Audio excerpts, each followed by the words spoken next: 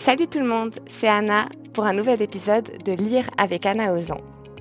Dans ce podcast, on s'intéresse aux livres, à ceux qui les écrivent, à ceux qui les lisent, à ceux qui les éditent, bref, vous l'aurez compris, à la lecture et à l'écriture. Et si vous ne me connaissez pas, cliquez sur le lien en description, vous trouverez mon site internet annaozan.com et pour me soutenir, vous pouvez vous abonner à la newsletter ou me suivre sur Instagram.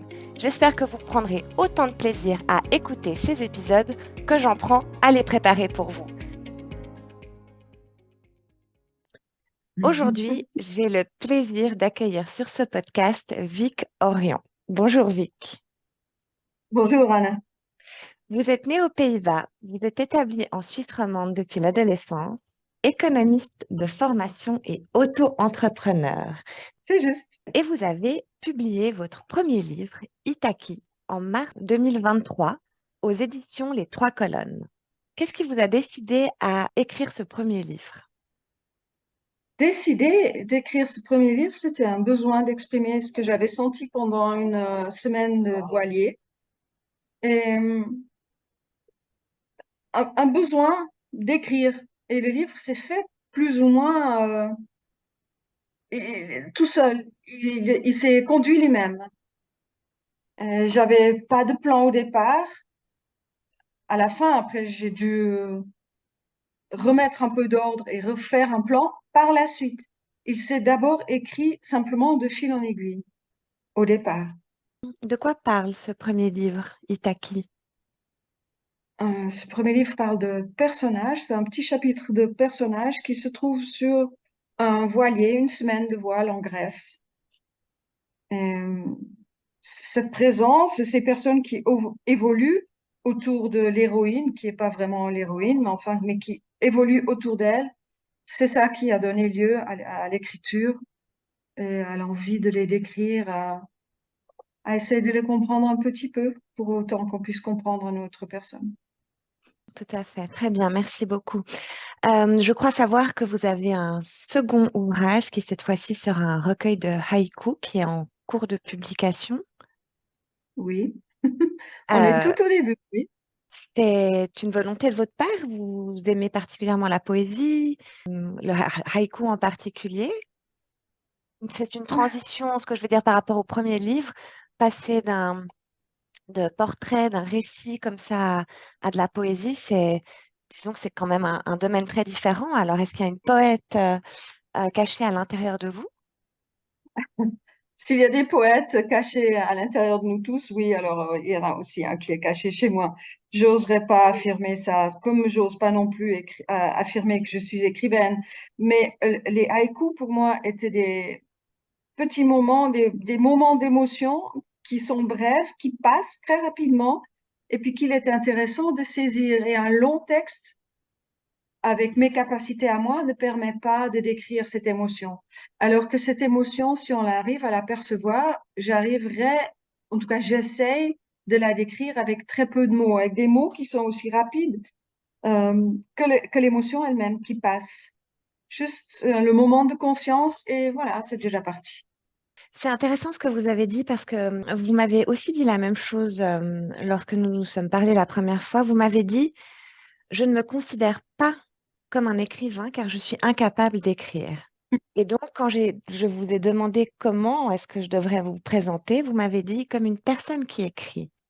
Finalement, quelle différence? Vous êtes manifestement un écrivain ou une écrivaine, mais vous ne vous considérez pas comme tel. Pourquoi? Non, pour moi, écrivain, c'est vraiment un métier, un savoir-faire, une connaissance globale de la littérature et la maîtrise totale du français. Le plaisir de l'écrivain, c'est vraiment d'exploiter la langue dans ses moindres nuances, ce que je suis pas vraiment capable de faire. Moi, j'aime écrire et l'écriture me prend. Ce que j'aime dans l'écriture, c'est un acte qui est plus physique que littéraire. Moi, j'aime le crayon sur le papier. Euh, J'aime le toucher du papier. C'est, je suis pas capable de me mettre à mon bureau puis de dire bon ben aujourd'hui je vais écrire. Alors ça se fait pas du tout comme ça. Il y a des Alors, moments où tout d'un coup j'ai besoin d'écrire. ça s'impose à vous, c'est l'écriture qui Oui, s'impose à vous et pas vous qui décidez d'écrire finalement. oui. C'est l'écriture qui me saisit et Mhm. je peux pas savoir combien de temps ça va durer. D'ailleurs, si au départ je dis, oh, maintenant je vais écrire un livre, je panique complètement, je serais totalement incapable d'imaginer que je vais écrire 300 pages. Là, ça n'existe pas pour moi. On pourrait le faire professionnellement. Alors là, effectivement, on fait un plan, on développe un sujet, on fait une introduction, on fait des comparaisons, on donne des preuves, on donne une conclusion. Ça, c'est pas de l'écriture pour moi. Mhm. C'est aussi une façon d'écrire, mais écrire, qui est le sujet du podcast aujourd'hui, c'est encore autre chose pour moi. C'est Oui, pas la, je distingue l'écriture de la rédaction. Alors, donc, écrire 300 pages pour moi, c'est inconcevable. Rédiger 300 pages sur un sujet, oui, alors ça se discute.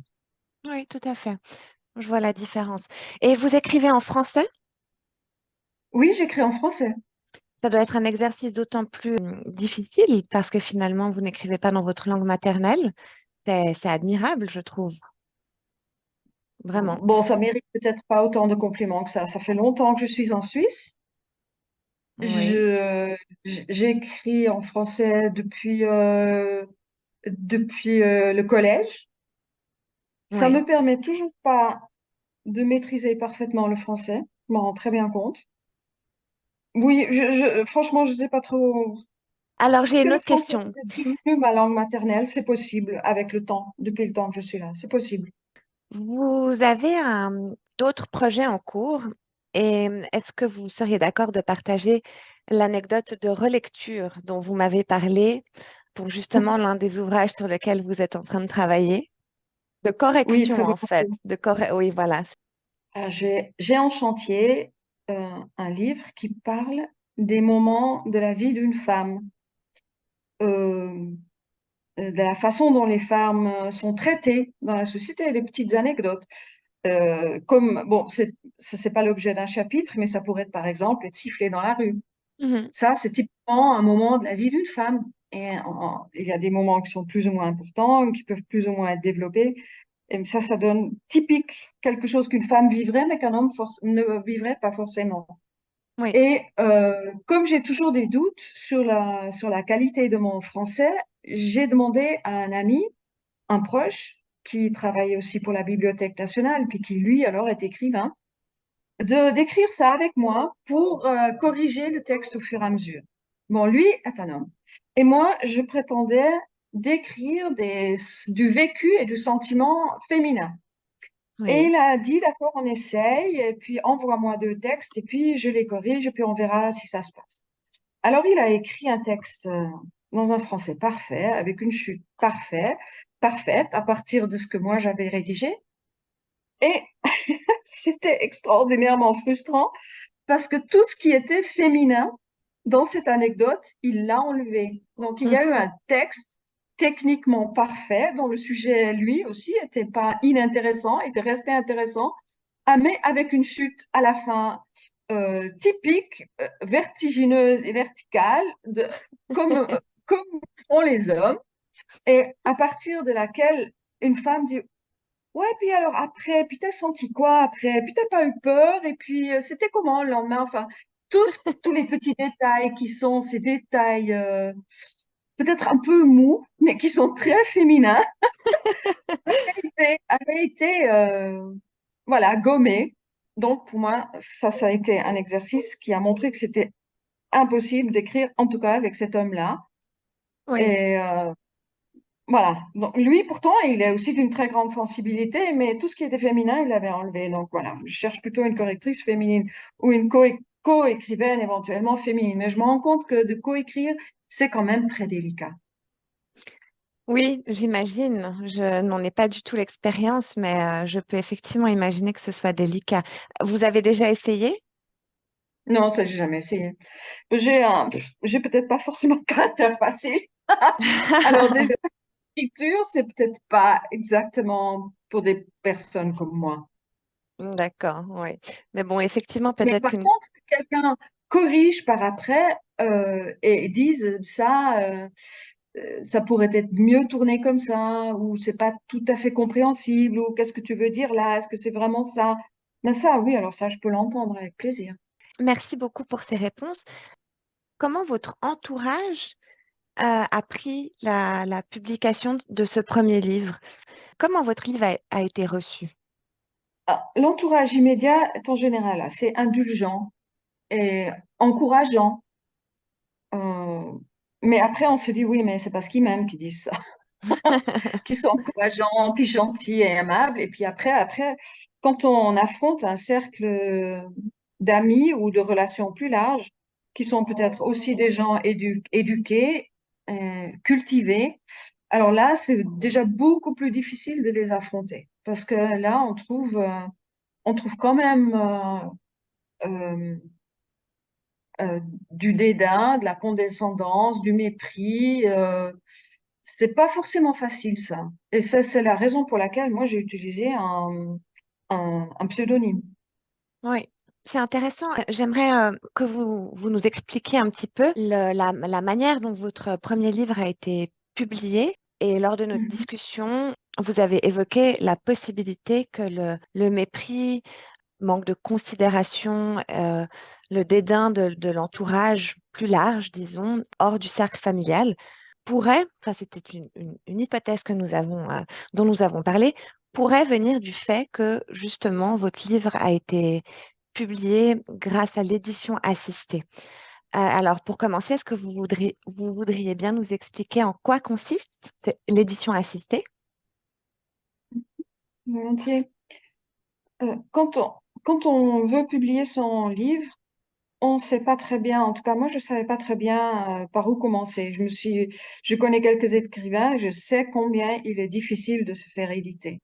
Donc j'ai distribué quand même mon manuscrit à toutes sortes d'éditeurs qui ensuite vous répondent pas ou vous promettent éventuellement une réponse dans 6 mois ou bien qui répondent carrément non tout de suite parce qu'il y a apparemment énormément de gens qui écrivent.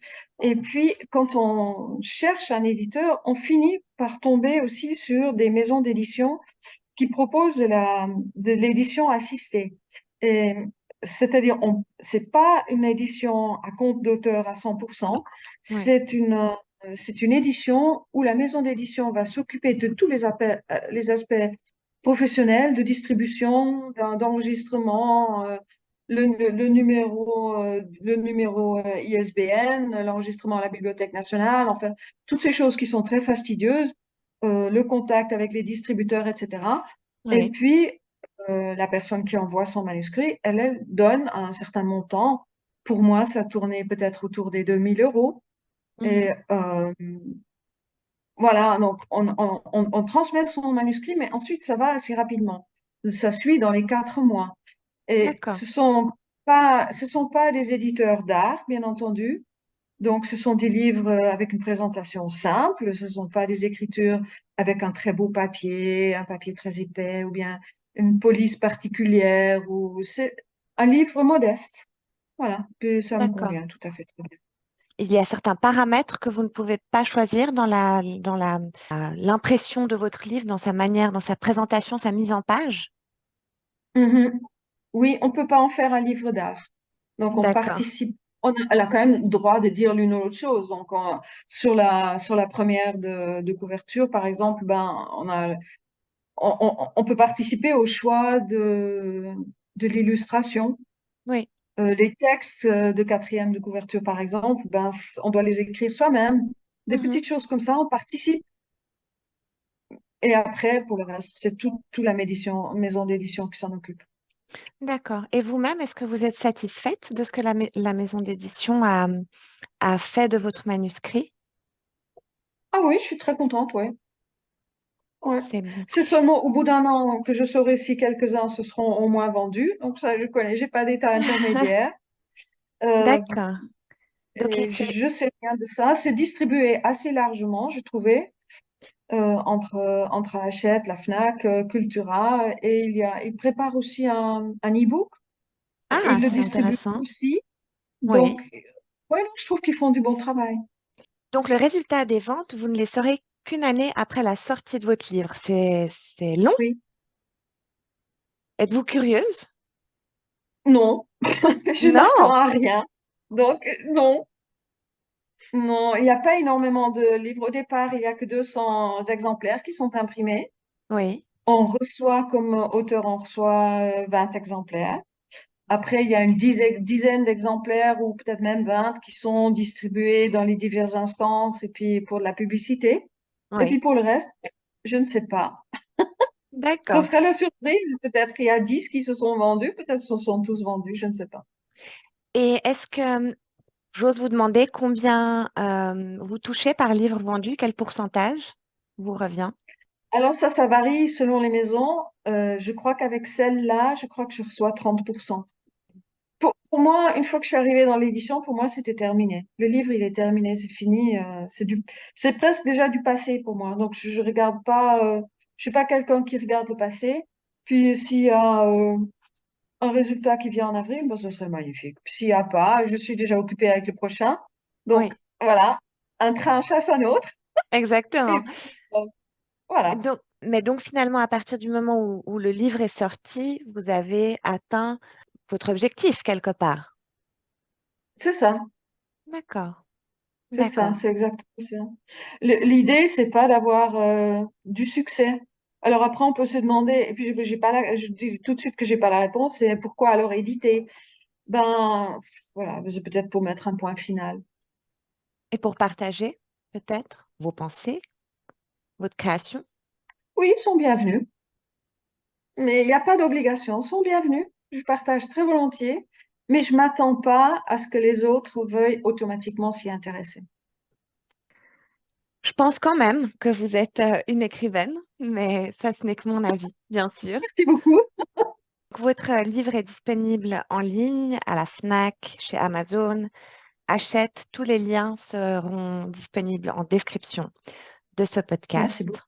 Vous savez environ quand votre recueil de haïkus va paraître? Je pense que ce sera de nouveau au mois de mars. De nouveau au mois de mars, donc très bientôt. Mhm. Mhm. Et vous faites appel, c'est une dernière question par pure curiosité, est-ce que vous faites appel à au même type de publication, donc édition assistée Oui, aussi? oui, ce sera de nouveau le cas. Donc globalement, on peut dire que vous êtes satisfaite de cette manière de faire. Oui. Merci beaucoup, en tout cas, Vic Orion, d'avoir accepté cette interview et d'avoir accepté d'échanger avec nous. Personnellement, je me réjouis de votre recueil de haïkus et surtout aussi de votre livre sur les moments de vie qui sera corrigé par une femme. Voilà. J'ai eu beaucoup de plaisir à discuter avec vous, à vous rencontrer, à découvrir la personne qui écrit que vous êtes. Et je vous remercie infiniment d'avoir accepté de participer à ce podcast. C'était avec plaisir, Anna. Merci beaucoup. Quant à vous, chers auditeurs et chères auditrices, je vous dis à très vite pour un nouvel épisode.